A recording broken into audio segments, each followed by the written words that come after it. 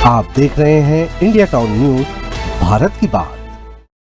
नमस्कार, जय जोहार। आप सभी का स्वागत है इंडिया टाउन न्यूज पर और मैं हूं आपके साथ सिमरन कौर। चलिए बुलेटिन की शुरुआत करने से पहले एक नजर आज के हेडलाइंस पर डालते हैं।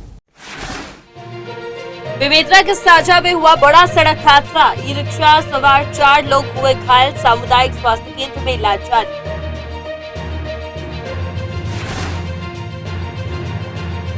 चुरिया में धान उठाऊ में आ रही समस्या, 3 समितियों में 63,000 क्विंटल धान जाम, धान की बोरियों में लगने लगे हैं दीमक। राजनांदगांव में अध्यक्ष और उपाध्यक्ष का चुनाव होगा कल, प्रशासन की तैयारियां जोरों पर।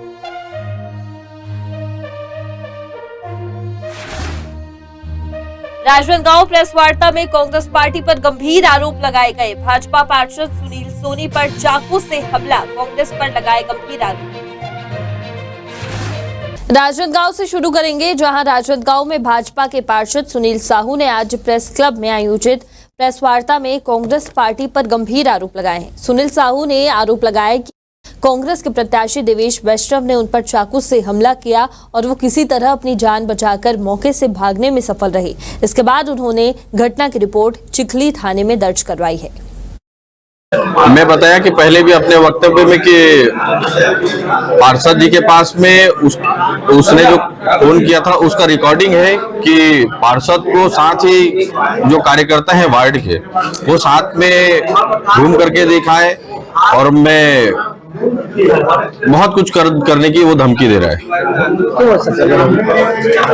वो जो है हारने के बाद में अपनी हार को पचा नहीं पा रहा है, जिसकी वजह से भाजपा के कार्यकर्ताओं को दबाव बनाने की कोशिश कर रहा है। में कभी बात नहीं हुआ है, न चर्चा हुआ है, न किसी प्रकार की दुश्मनी है। वो आदमी मेरे से क्यों ऐसे हरकत करेगा? इसके पीछे कोई तो हुआ, इसके पीछे कोई तो व्यक्ति है। आप पर हमला उसकी शिकायत अपने वरिष्ठ नेताओं से की? सब मैं अपने सारे वरिष्ठ नेताओं के साथ इसको बता दिया हूँ, क्योंकि आश्वासन दिए है कि आगे अच्छी कार्रवाई होगा। तो वहीं राजनांदगांव में कल होने वाले जनपद अध्यक्ष और उपाध्यक्ष के चुनाव को लेकर प्रशासन ने पूरी तरह से तैयारियां कर ली है। चुनाव को शांतिपूर्ण तरीके से संपन्न कराने के लिए जिला प्रशासन ने सुरक्षा के कड़े इंतजाम किए हैं। बता दें कि बांस-बल्ली लगाकर जनपद कार्यालय को सुरक्षा घेरे में लिया गया है ताकि कोई भी अप्रिय घटना न हो। दोनों प्रत्याशी अपने समर्थकों के साथ कल जनपद कार्यालय पहुंचेंगे, जहां चुनाव की प्रक्रिया शुरू होगी। प्रशासन ने सभी सुरक्षा बलों को अलर्ट कर दिया है और मतदान केंद्र के आसपास सुरक्षा की अतिरिक्त व्यवस्था भी कर दी है। चुरिया क्षेत्र के धान खरीदी केंद्रों पर लाखों क्विंटल धान परिवहन के अभाव में खुले में पड़ा हुआ है, जिससे किसानों और समिति प्रबंधकों की चिंता बढ़ गई है। परिवहन की नकारात्मक व्यवस्था के कारण धान की बोरियों में दीमक लगने लगे हैं और धान के सूखने का भी खतरा अब बढ़ चुका है। चुरिया क्षेत्र के प्रमुख धान खरीदी केंद्रों जैसे कि सड़क, चिरचारी, जोब और खोबा में 31 जनवरी से धान खरीदी का काम बंद हो चुका है। इसके बाद से इन केंद्रों पर लगभग 63,000 क्विंटल धान एक माह से बिना परिवहन के खुले में पड़ा हुआ है। समिति प्रबंधकों ने बताया कि खुले में पड़ी बोरियों के कारण धान की गुणवत्ता पर बुरा असर पड़ रहा है। दीमक लगने की समस्या गंभीर हो चुकी है और साथ ही साथ धान की सुरक्षा और रखरखाव में भी समस्या आ रही है। ऐसे में उन्हें अब सूखने की चिंता भी सता रही है। बेमेतरा की खबर है, जहां बेमेतरा के साजा में आज एक बड़ा सड़क हादसा हुआ जब एक कार ने ई रिक्शा को जोरदार ठोकर मार दी। इस हादसे में ई रिक्शा सवार एक महिला, एक पुरुष और उनके 2 बच्चे घायल हो गए हैं। घायलों के बारे में जानकारी मिली है कि वे सभी नामकरण संस्कार कार्यक्रम से वापस लौट रहे थे, तभी यह हादसा हुआ है। हादसे के बाद सभी घायलों को तत्काल साजा सामुदायिक स्वास्थ्य केंद्र लाया गया, जहां उनका उपचार जारी है। और इसी के साथ फिलहाल वक्त हो चुका है एक छोटे से ब्रेक का। आप बने रहिए इंडिया टाउन न्यूज के साथ। अब खबर आपकी उंगलियों पर, हर खबर पर हमारा नजरिया। इंडिया टाउन न्यूज, भारत की बात। बजट की घोषणा होने के बाद नवनिर्वाचित महापौर मधुसूदन यादव ने छत्तीसगढ़ सरकार के बजट की तारीफ की है। उन्होंने कहा कि यह बजट उनकी उम्मीदों से भी बेहतर है और मुख्यमंत्री विष्णुदेव साय और वित्त मंत्री ओपी चौधरी ने कई ऐसे अहम कदम उठाए हैं जिससे गरीबों, युवाओं, किसानों और महिलाओं को फायदा होगा। तो वहीं महापौर ने ये बताया कि प्रधानमंत्री आवास योजना के तहत 18 लाख वंचित परिवारों को घर मिलेगा। इसके लिए 8,500 करोड़ रुपए का प्रावधान किया गया है। इसके साथ ही 200 करोड़ रुपए सौर ऊर्जा को बढ़ावा देने के लिए रखे गए हैं। राजनांदगांव जिले के लिए भी कई बड़ी योजनाएं हैं, जिसमें जिले में नए नालंदा परिसरों की स्वीकृति और डूंगरगढ़ में मां बमलेश्वरी के परिक्रमा पथ पर और पुल के निर्माण की मंजूरी मिली है। राजनांदगांव में मुस्लिम समुदाय का पाक पर्व रमजान का महीना 2 मार्च से शुरू हो चुका है। रमजान में मुस्लिम समाज रोजे यानी कि उपवास रखकर अपने खुदा की इबादत करते हैं। ये महीना मुस्लिम समाज के लिए बहुत ही खास होता है, जिसमें लोग अधिक से अधिक नेक कामों में जुटते हैं। आपको बता दें कि रमजान के महीने में मस्जिदों और बाजारों में भी खास रौनक देखी जाती है। इस दौरान मुस्लिम समुदाय के लोग 2:30 से 3 बजे के बीच सहरी तैयार करने में लग जाते हैं और फिर सुबह 5 बजे से उनका रोज़ा शुरू हो जाता है। रोज़ा रखने वाले लोग पूरे दिन भूखे प्यासे रहते हैं, यहाँ तक कि मुंह में एक लकड़ी की तीली भी नहीं डालते। शाम करीब 6 बजे अजान के साथ अल्लाह की इबादत के बाद लोग इफ्तार करते हैं और फिर पूरे दिन के उपवास के बाद परिवार और समुदाय के साथ मिलकर भोजन करते हैं।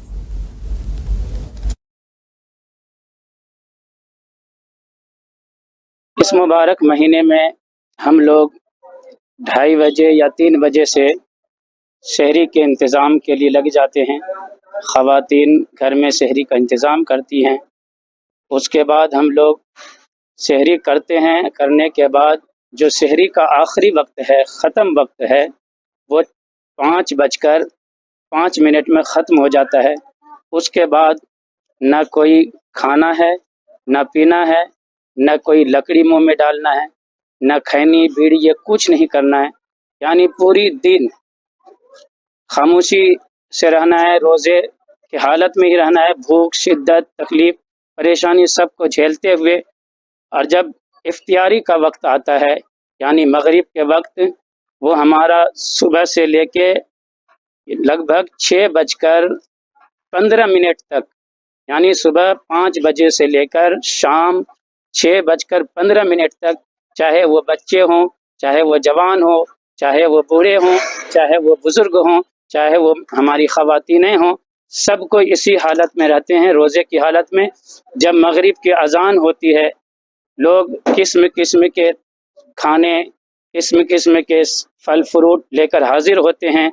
अपने दोनों हाथों को दुआ के लिए उठाते हैं, अल्लाह तबारक व तआला की बारगाह में रोते हैं, गिड़गिड़ाते हैं कि अल्लाह तबारक व तआला सुबह से शाम तक जो हमने रोज़ा रखा है, अगर इसमें कोई गलतियां हो गई तो अपने फजलों से मुआफ़ फरमा और हमें इस रोज़े के और भूख प्यास की शिद्दत से महफूज व मामूर अता फरमा।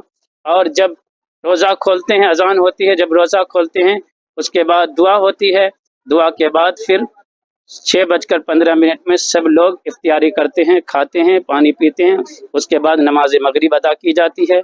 इसी तरह का खुशहाली माहौल इस महीने में, यानी 1 तारीख से लेकर 30 तारीख तक मुसलसल चलता रहता है। इस मुबारक महीने में इबादत पर कई गुना सवाब, 70 गुना सवाब बढ़ा करके दिया जाता है।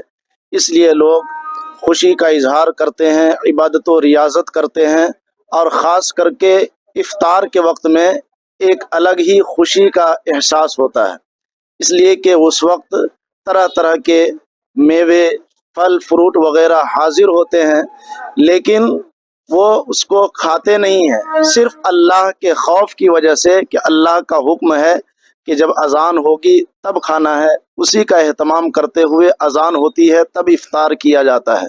उसके बाद फिर नमाज तरावीह का एहतमाम भी होता है और सुबह में सहरी वगैरह का एहतमाम किया जाता है और कोशिश करते हैं कि ज़्यादा से ज़्यादा इबादत और रियाजत में गुजरे और ज़कात, सदक़ात व खैरात निकालते हैं, गरीबों की, यतीमों की मदद करते हैं और अपने मरहुमीन के लिए भी दुआए मग़फ़िरत करते रहते हैं कि अल्लाह तबारक व तआला अपने हबीब के सदक़े, इस मुबारक महीने के सदक़े मरहुमीन की बेहिसाब बख्शिश व मग़फ़िरत फरमाए।